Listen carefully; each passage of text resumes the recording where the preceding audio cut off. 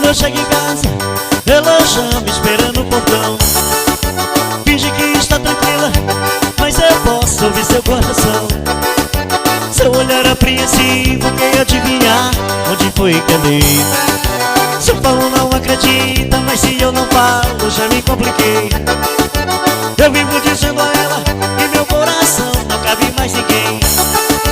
Mas pelo sorriso dela, acho que ela pensa que eu tenho um harém. É aquela velha história de dizer que os homens são todos iguais. Nem mesmo ela acredita na sorte que tem, aí já é demais. Ela é feliz, mas sempre finge que não é. Pra ela é muito importante pousar de vítima. Ela é feliz e adora me ver confuso, mas lá no fundo ela sabe que é a única.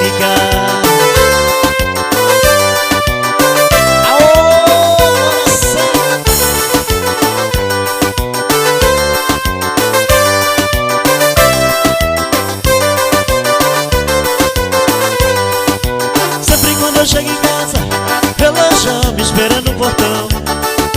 Finge que está tranquila, mas eu posso ouvir seu coração. Seu olhar apreensivo quer adivinhar onde foi que andei. Se eu falo não acredita, mas se eu não falo já me compliquei. Eu vivo dizendo a ela que meu coração não cabe mais ninguém. Mas pelo sorriso dela, acho que ela pensa que eu tenho um harém.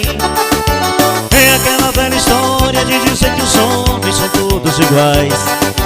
Nem mesmo ela acredita na sorte que tem, aí já é demais.